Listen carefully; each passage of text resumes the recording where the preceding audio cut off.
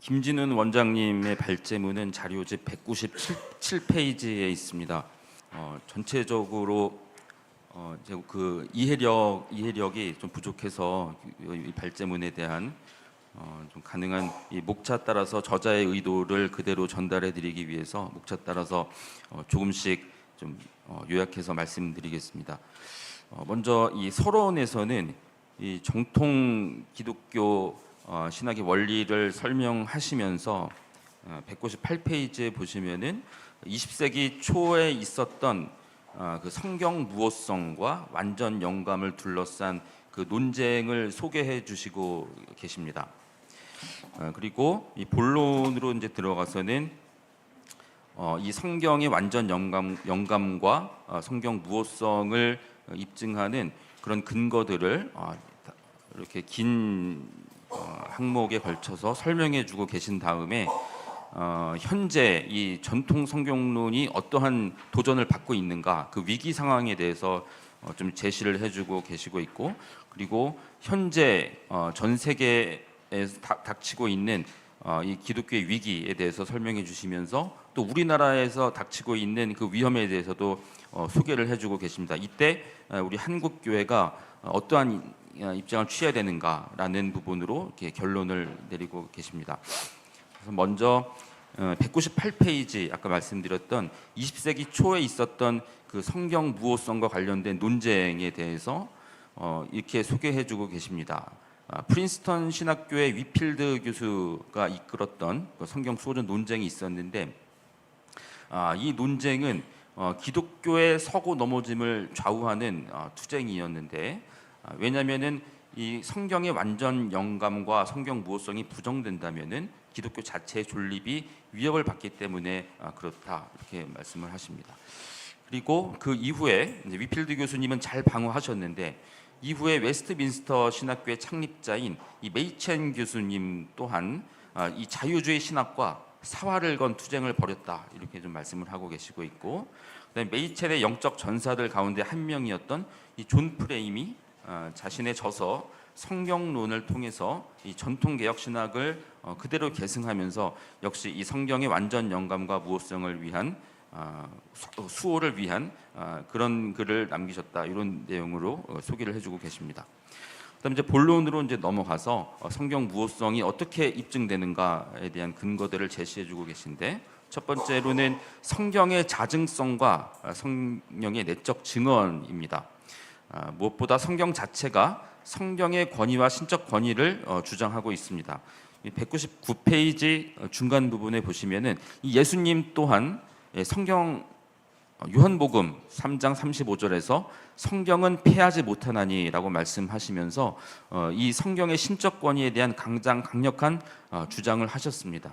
또 예수님은 최종 결정을 내릴 때 성경을 완전 무결한 권위로 인용하셨고 성경에 호소하셨습니다. 예수님은 마귀에게 시험을 당하실 때도 성경에 기록되었으되라는 표현을 사용하심으로써 성경의 권위에 호소하셨다는 말씀을 이렇게 인용해주고 계십니다. 그리고 삼위일체 하나님의 제3의 위격이신 성령께서 이 성경의 신적 권위, 신적 기원과 권위를 내적으로 증거하신다라는 말씀을 해주고 계십니다. 이제 다음 페이지 200페이지 보시면은 이제 웨스트민스터 신앙 고백서에서도 이 성경의 완전 영감과 성경 무호성을 확인할 수가 있는데 이것을 정리하면은 성경의 권위는 그 기원이 하나님에게서 나온다라고 확인하고 있고, 다음 페이지에 이제 두 번째는 성경은 성경 자체가 하나님의 말씀을 변호하고 자증한다라고 확인하고 있고, 또 세 번째로 성경의 내적 증거를 통해서도 이 성경의 권위가 있음을 웨스트민스터 신앙 고백서를 통해서 확인하고 있습니다. 또 완전 축자 영감을 지지하고 명확하게 표현하고 있는데 또 성경의 완전 축자 영감을 지지하고 성경의 무호성을 지지하는 것이 웨스트민스터 신앙 고백서에서 거듭 확인되고 있음을 말씀해주고 있습니다. 그다음에 세 번째, 성경의 속성들을 통해서도 확인할 수 있는데 성경에는 다음과 같은 속성이 있습니다. 첫 번째는 성경의 충족성인데 성경에다가 성령의 새로운 계시에 의해서든지 혹은 인간들의 전통에 의해서든지 그 아무것도 어느 때를 막론하고 더 첨가할 수가 없다는 성경 말씀이 있고, 성경은 구원에 필요한 모든 진리를 포함하고 있고 신앙과 행위의 완전한 규범이라는 점을 성경에서 말씀하고 계십니다. 두 번째는 성경의 명료성입니다. 모든 내용들을 다 분명하게 이해하기는 어렵지만 그래도 구원을 얻기 위해서는 알아야 하고 믿고 지켜야 할 필요가 있는 것들은 아주 분명하게 제시가 되고 있어서 유식하든지 무식하든지 사람은 누구나 이해할 수 있다는 점을 성경에서 확인할 수가 있다는 점을 제시하고 있습니다. 그다음에 네 번째로 존 프레임의 성경론을 제시를 하고 있는데, 존 프레임은 성경의 권위가 하나님의 말씀이라는 사실에 기초한다고 주장하였습니다. 그는 성경이 하나님의 영감으로 기록되었기 때문에 그 내용이 무오하며 신앙과 행위의 최종 권위가 된다고 보았습니다. 그래서 이 저자께서는 이 존 프레임의 성경 방법론까지를 이제 소개해주고 계십니다. 거기 보시면은 인격적 말씀 모델이라는 게 있는데 203페이지에 그 내용들을 좀 풀어서 설명해주고 계시는데요. 하나님은 역사를 통해서 자신을 계시하셨습니다. 먼저 아브라함을 말씀으로 부르셨고 그 아들 이삭과 이삭의 아들 야곱을 통해서 계시하셨습니다. 그리고 모세를 통해서 하나님이 계시를 해주셨고 요거를 글로 기록한 것이 또 모세 오경입니다. 그리고 그 이스라엘 백성들에게 선지자와 예언자들을 보내주셨고 또 메시아를 보내주시기로 약속하셨습니다. 이런 것들을 창조주께서 보내주시는 특별 계시라고 하는데 바로 이 말씀을 인격적 말씀이라고 이렇게 보고 있습니다. 그다음에 주권과 말씀이라는 게 있는데 204페이지에 보시면은 창조주와 피조물을 구분하는 면에서 이 언약의 주로서 어떤 관점에서 이것을 이제 보고 있는가 보시면은 하나님은 창조주이자 언약의 주로서 인간과 특별한 관계를 맺으시고 그 관계를 통해서 자신의 영광과 인류의 구원을 이루십니다. 그래서 언약의 주로서 하나님은 다스리심, 권위, 임재로 피조물과 관계하시는데 이를 주권적 속성이라고 합니다. 이런 주권적 속성은 삼위일체의 위격 사이에 관계가 있습니다. 그래서 이 내용들은 한번 꼭 발제문 전체를 한번 읽어보시면 좋을 것 같습니다. 그래서 이런 요약하면은 이런 프레임의 성경론은 이 신자들이 성경을 올바르게 해석하고 적용할 수 있는 지침을 제공해 줍니다. 그래서 프레임의 성경론은 이 개혁주의 신학에서 중요한 위치를 차지하며 신자들에게 성경의 풍성한 진리를 체험하도록 돕는다고 소개해주고 계십니다. 그다음 205페이지로 넘어가면은 이 현재 상황과 전통 성경론의 위기에 대해서 설명해주고 계신데, 현재 전통 성경론이 많은 도전에 직면하고 있습니다. 먼저 신학적 도전을 보면은 자유주의 신학이 신학적으로 이제 도전을 하고 있고, 또 비평학이 발전하면서 이 비평학 때문에 성경을 신앙의 책으로 보기보다는 역사적 문서로 보는 경향을 강화하는 이런 문제가 발생했다고 말씀하십니다. 그다음에 철학적 도전이 있습니다. 포스트 모더니즘이 도래하면서 성경의 절대적 권위와 진리를 약화시키는 결과를 초래했습니다.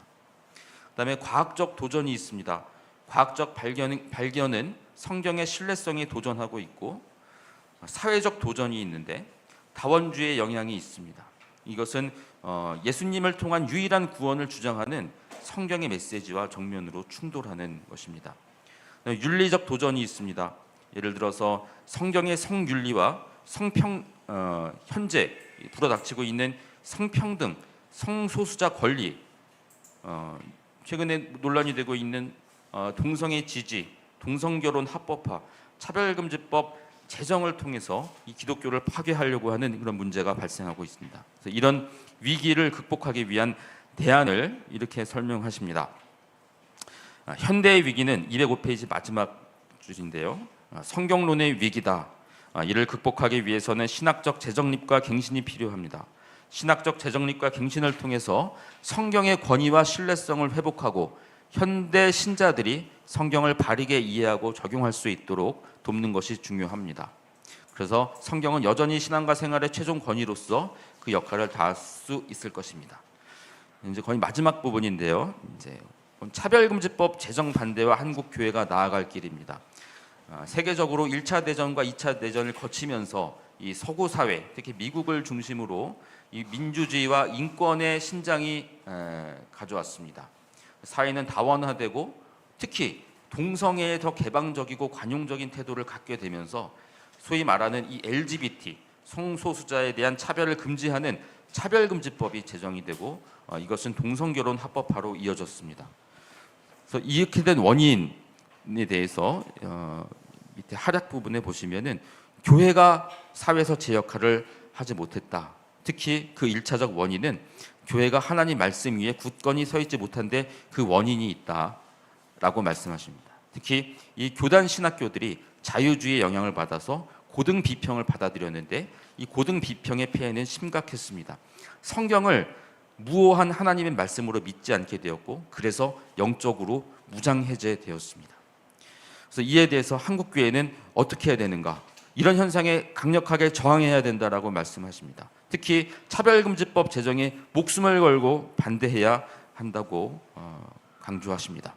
차별금지법에는 많은 문제가 있습니다. 206페이지부터 207페이지까지 그 내용을 설명해 주고 계신데 첫 번째는 이 전통 기독교는 성경을 하나님의 계시로 믿고 따르는데 이 동성애라는 것 자체가 성경의 가르침에 어긋난다는 것입니다. 두 번째는 차별금지법은 신앙의 자유를 심각하게 침해합니다. 또 세 번째는 종교 교육과 설교의 자유를 심각하게 침해하게 됩니다. 네 번째는 도덕적 타락과 혼란을 가져오고 도덕 기준의 붕괴를 초래하게 됩니다. 또 가정의 해체로 이어질 수가 있습니다.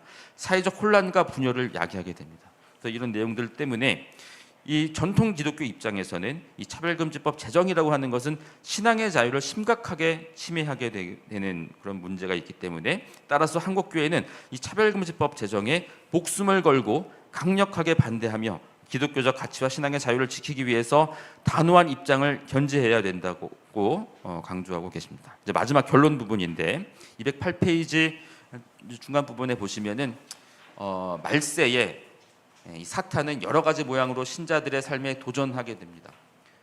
무엇보다 신앙과 믿음의 확신은 뿌리이며 근간은 성경의 신적 권위와 성경 완전 축자 영감을 조금씩 의심하게 만들며 결국에는 신앙을 파괴하고 기독교를 파괴하려고 합니다.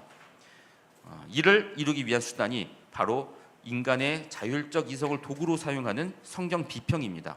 성경 비평은 성경의 근간을 흔들어 하나님이 세우신 인간의 자연 질서를 의심하게 만들어 동성애 옹호, 동성결혼 합법화, 차별금지법 제정과 같은 독재주의적 악법으로 이어지게 했으며 결국 타락하고 쇠락한 기독교로 이어지게 했습니다. 이것을 막을 수 있는 것은 종교개혁의 원리인 오직 성경에 기반한 철저한 말씀과 기도에 근거한 성도의 깨어있음입니다.